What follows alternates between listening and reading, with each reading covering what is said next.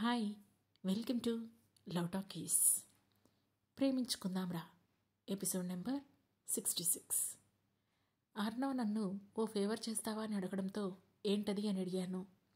నేను అమర్ మిశ్రాని కలిసి ఈ మ్యాటర్ గురించి మాట్లాడేంతవరకు నువ్వు తనతో ఈ విషయం గురించి మాట్లాడద్దు అన్నాడు అర్ణవ్. నోనో, నా దగ్గర అంత టైం లేదు. తను రోజు రోజుకి శృతి మించిపోతున్నాడు. ఈ కేసు గెలవడం కోసం ఏదైనా చేసేలా ఉన్నాడు. ఇలాంటి ఒక సిచ్యువేషన్లో నేను ఛాన్స్ తీసుకొని తర్వాత రిగ్రెట్ ఫీల్ అవ్వలేను. అండ్ నాకు ఈ టైం చాలా ప్రీషియస్. సో రేపు ఆఫ్టర్నూన్ తర్వాత నేను తనని కలుస్తాను. ఈలోగా మీరు తనని కలిసి సాల్వ్ చేసుకుంటే బెటర్ అని అన్నాను.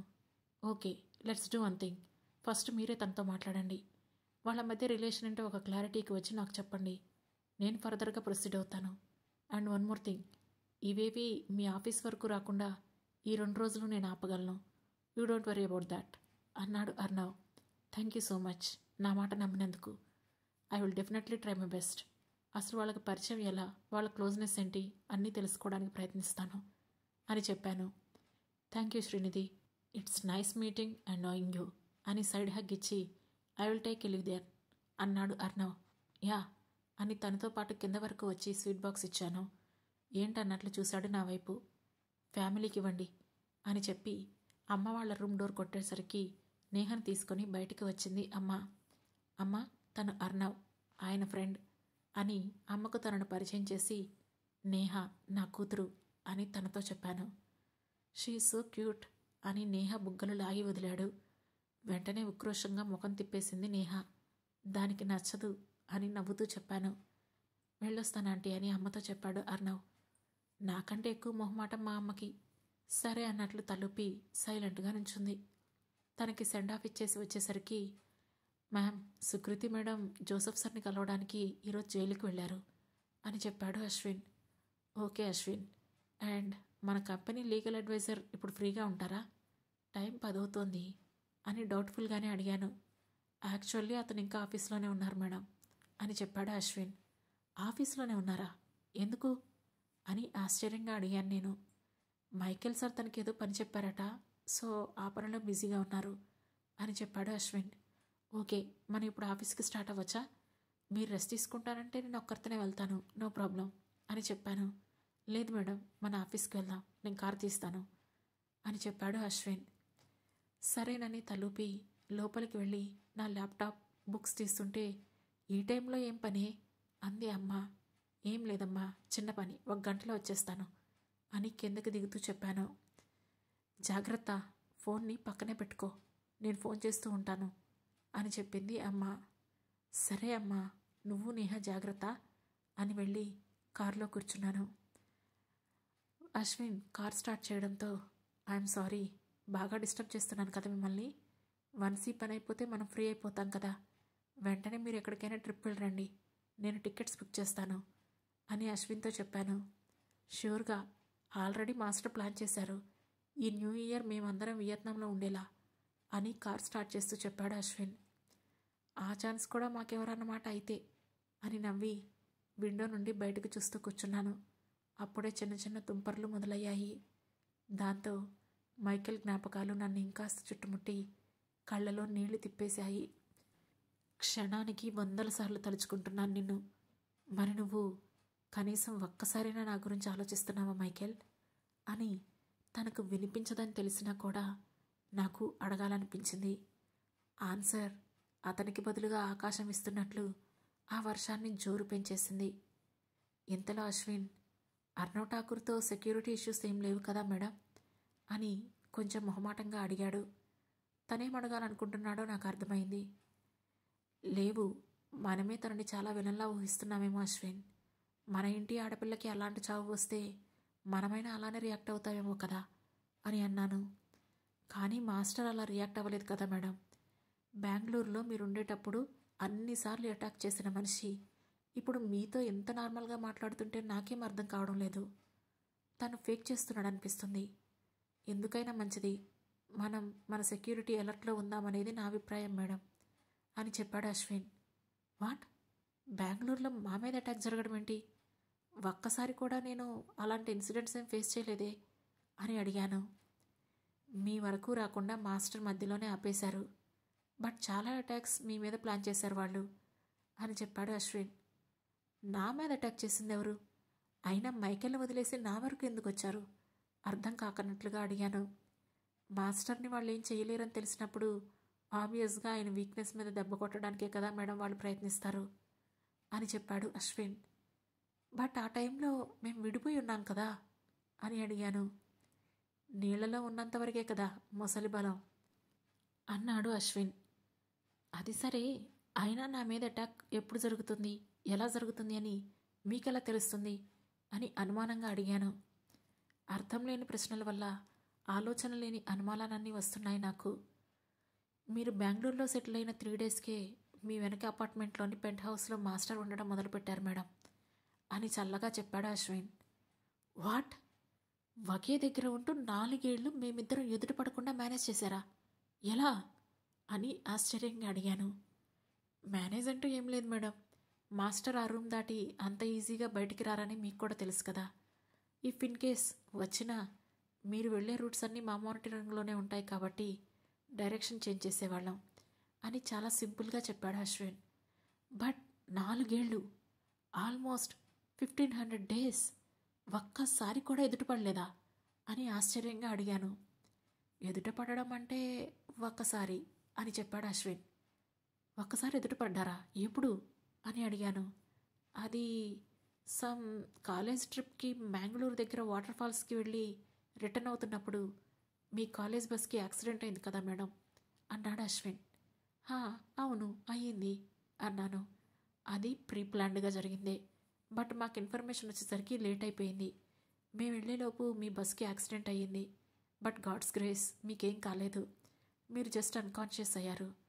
బట్ ఆ రోజు మిమ్మల్ని కారులో తీసుకొచ్చింది, హాస్పిటల్ అడ్మిట్ చేసింది మాస్టర్ మేడం. ఆ రోజు 25 మెంబర్స్ని ఒకేసారి ఫైర్ చేసేశారు అని చెప్పాడు అశ్విన్. ఓ, కానీ అలాంటప్పుడు మరి నన్ను ఇంటి నుంచి పంపించడం ఎందుకు, మళ్ళీ నా వెనకే రావడం ఎందుకు అని అర్థం కానట్లుగా అడిగాను. అంటే ఇది సార్ ప్లాన్. ఇంకా అంతకుమించి దాని వెనక అతని ఉద్దేశం ఏంటో క్వశ్చన్ చేసే రైట్ నాకు లేదని అనుకున్నాను అని సవినీయంగా చెప్పాడు మైకేల్ నమ్మినవంటూ అశ్విన్. అయినా ఈ హనుమంతుడిని అడిగితే మనకేం తెలుస్తుంది, ఆ విభీషణుడిని అడగాలి అని కచ్చిగా అనుకున్నాను. ఇంతలో ఆఫీస్ ముందు కారు ఆపగానే డోర్ తీసుకుని లోపలికి వెళ్ళిపోయాను. అప్పటికే ఏదో సివిల్స్ ఎగ్జామ్స్కి ప్రిపేర్ అవుతున్న వాళ్ళలా ముందు ఒక ల్యాప్టాప్, ఫ్లాస్క్ కాఫీ, ఓ బండెడు ఫైల్స్, 4 పెద్ద పుస్తకాలు వేసుకొని చదువుకుంటున్నాడు కంపెనీ లీగల్ అడ్వైజర్.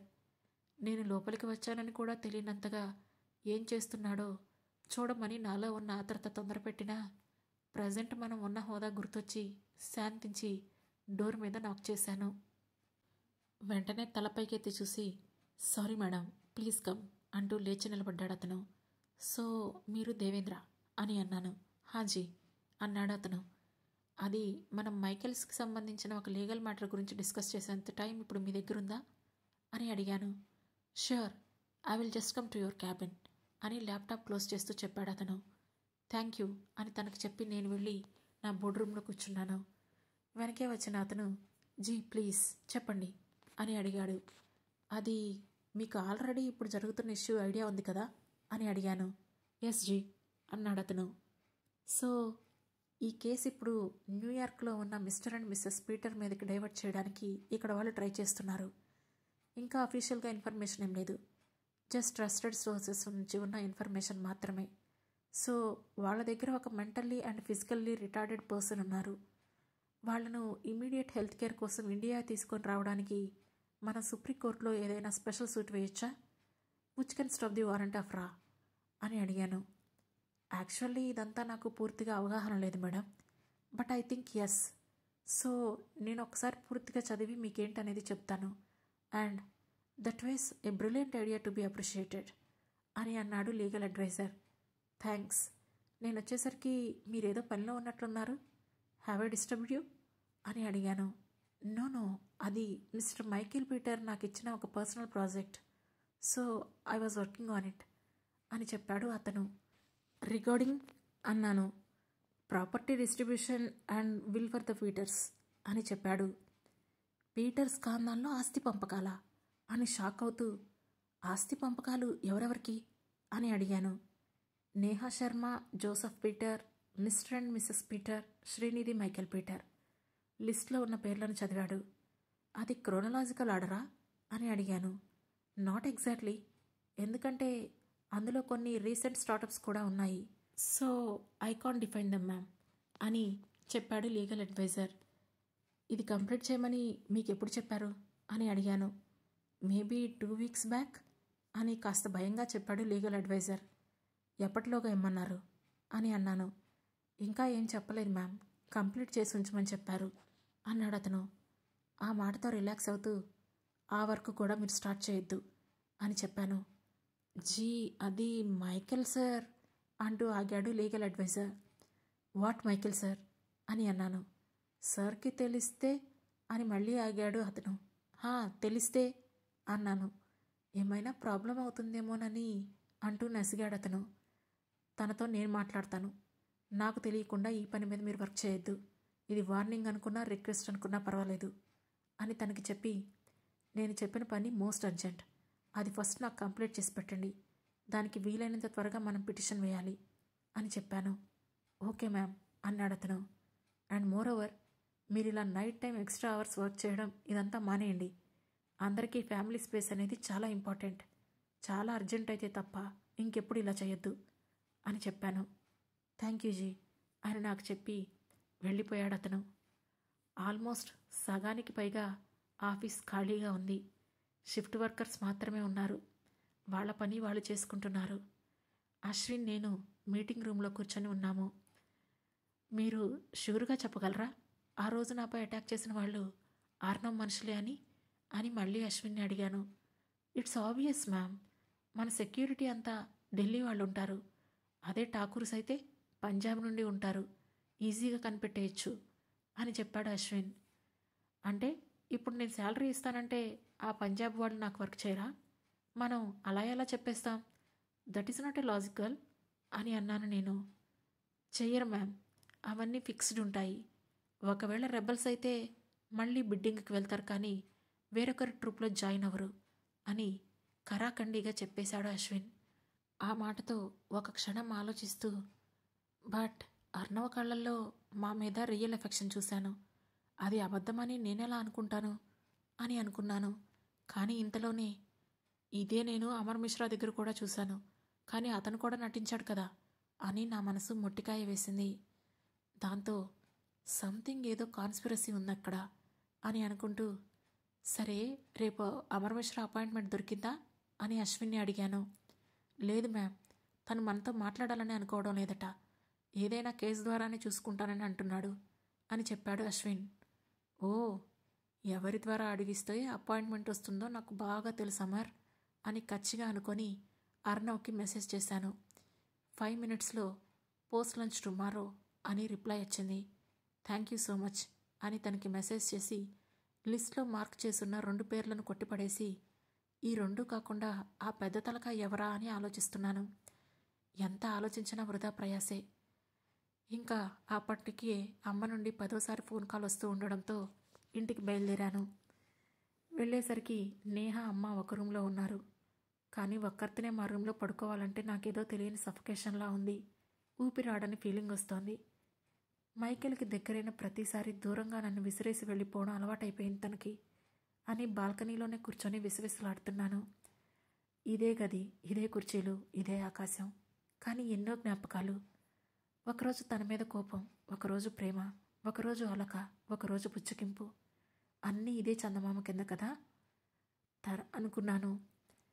కానీ తర్వాత రోజు పొద్దున్న నేను తలపెట్టబోయే కార్యక్రమం తలుచుకుంటే నాకు భయమేసింది. అయినా తప్పదు, నా దగ్గర వేరే ఆప్షన్ లేదు అనుకొని మౌనంగా కూర్చున్నాను. తర్వాత రోజు ఉదయాన్నే ప్రావిడెంట్ ఫండ్స్లో సగం శాలరీస్కి వేసేయగా మిగతా 40% తీసుకొని 4 ఏళ్లుగా నాకు ట్రేడింగ్లో ఉన్న టాలెంట్ని మిక్సీలో వేసి మిక్స్డ్ ఫ్రూట్ చేసి ఎదురుగా టీవీ పెట్టుకొని మనసులోనే జపం చేసుకుంటూ కూర్చున్నాను. మధ్యాహ్నం దాటుతుంటే ఒక్కసారిగా పెరిగిన షేర్ల రేటు చూసి నా మనసు ప్రశాంతంగా అయిపోయింది.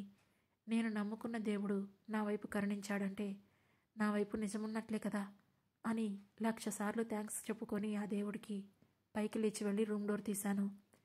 ఎప్పటికి డోర్ తీస్తానా అన్నట్లు ఎదురుగా కూర్చొనుంది నేహ. నువ్వేంటి ఇక్కడ, భోజనం చేయలేదా అని దాన్ని ఎత్తుకొని అడిగాను. నేనెప్పుడూ చేసేసాను, నీకోసమే వెయిటింగ్ అని చెప్పింది నేహ. నేను తర్వాత తింటానులే నేహ అన్నాను. ఓకే అని నా భుజం మీద తలవాల్చి పడుకుంది నేహ. అమ్మమ్మ ఎక్కడుంది అని అడిగాను. పిన్నితో ఫోన్ టాకింగ్ అని చెప్పింది నేహ. మనం కూడా వెళ్ళి పిన్నితో మాట్లాడదాం పదా అన్నాను. ఓకే అని హుషారుగా చెప్పి నా చేతిలో నుంచి దిగి అమ్మ రూంలోకి పరిగెత్తింది. నేను కూడా తన వెనక్కి వెళ్ళి అమ్మ దగ్గర నుంచి ఫోన్ తీసుకొని ఏం చేస్తున్నావు ఆరాధ్య అని అడిగాను. బోరింగ్ అక్క, ఎప్పట్లానే ఉంది అని నవ్వుతూ చెప్పింది ఆరాధ్య. తనతో అలా జనరల్గా మాట్లాడుతున్నాను. ఇంతలో అన్నం నుండి నా ఫోన్ రింగ్ అవ్వడంతో నేను ఆరాధ్యతో మాట్లాడుతున్న ఫోన్ అమ్మకిచ్చి నా ఫోన్ తీసుకొని బాల్కనీలోకి వెళ్ళాను. వెళ్దామా అని అడిగాడు అర్ణవ్. హా, ఐఎమ్ రెడీ, నేను వచ్చేస్తాను. మిమ్మల్ని వాళ్ళ ఆఫీస్ దగ్గర మీట్ అవుతాను అని చెప్పాను. ఓకే అని కాల్ కట్ చేశాడు అర్ణవ్. అమ్మా, నేను బయటికి వెళ్తున్నాను, ఈవినింగ్ లోపు వచ్చేస్తాను అని కార్ కీస్ తీసుకుంటూ చెప్పాను. సరే అని తలూపి జాగ్రత్త అంది అమ్మ. నేహ, నేనొచ్చి నిన్ను మాల్కి తీసుకువెళ్తాను, గేమ్స్ ఆడుకుని వద్దాం అని చెప్పాను. ఓకే మమ్మా అని హుషారుగా తలూపింది నేహ. ఇక అక్కడి నుంచి వెళ్ళి అర్ణవ్ని మీట్ అయ్యాను. మేమిద్దరం కలిసి అమర్ మిశ్రా రూమ్ వరకు వెళ్ళినా లోపల జరిగే సిచ్యువేషన్ ఊహిస్తుంటే ఇద్దరూ ఎంత ఇంటెన్స్గా రియాక్ట్ అవుతారనని నాకు లోపలే భయమేస్తుంది. ఇద్దరం కలిసి లోపలికి వెళ్ళేసరికి ముఖం చిట్లిచ్చు కూర్చున్నాడు అమర్. తన ఎదురుగా కూర్చొని మాటలు ఎలా మొదలు పెట్టాలా అని ఆలోచిస్తున్నాను. మీ ఇద్దరు కలిసి రావడం ఏంటి, వింతగా ఉంది అన్నాడు అమర్. కలిసి రాకూడదని రూలేం లేదు కదా అని అడిగాను. లేదులేండి, కాఫీ అని అడిగాడు అమర్. నాట్ నౌ అని కామ్గా ఉన్నాను. ఏం మాట్లాడాలి, నాకు ఇన్వెస్టిగేషన్కి వెళ్ళే పనుంది, మీరు త్వరగా వైండప్ చేస్తే ఐ హ్యావ్ టు లీవ్ అన్నాడు అమర్. మీకు ధాత్రి తెలుసా అని అడిగాను. ధాత్రి అంటూ ఆగిపోయాడు అమర్. ధాత్రి ఠాకూర్ అని ఒత్తి పలుకుతూ అడిగాను. తెలీదు, అర్ణవ్ ఠాకూర్ సిస్టర్ అని మీరే కదా చెప్పారు, మర్చిపోయారా అని అడిగాడు అమర్. ఓ, సో ఇంతకుముందు మీ ఇద్దరికి పరిచయం లేదు అంతేనా అని అడిగాను. అసలు లోకంలోనే లేని అమ్మాయితో నాకెలా పరిచయం ఉంటుంది, నేనేమైనా దేవుణ్ణా అని వెటకారంగా అన్నాడు అమర్. సో అని అర్ణవ్ వైపు చూశాను. వెంటనే తన ముఖం మీదకి కొన్ని ఫొటోస్ విసిరి, అయితే మరి ఇందులో ఉన్నదెవరు అని చాలా కోపంగా అడిగాడు అర్ణవ్. ఆ తర్వాత ఏం జరగబోతుందో తెలుసుకోవాలంటే వెంటనే మా లవ్ టాకీస్ ఛానల్ను సబ్స్క్రైబ్ చేసుకొని ప్రేమించుకుందాంరా సిరీస్లోని నెక్స్ట్ ఎపిసోడ్ను వినండి. మా ఈ కథలు మీకు నచ్చినట్లయితే లైక్ చేసి, షేర్ చేసి, కామెంట్ చేసి, హై పాయింట్స్ కూడా ఇచ్చి మమ్మల్ని సపోర్ట్ చేయండి. Thank you.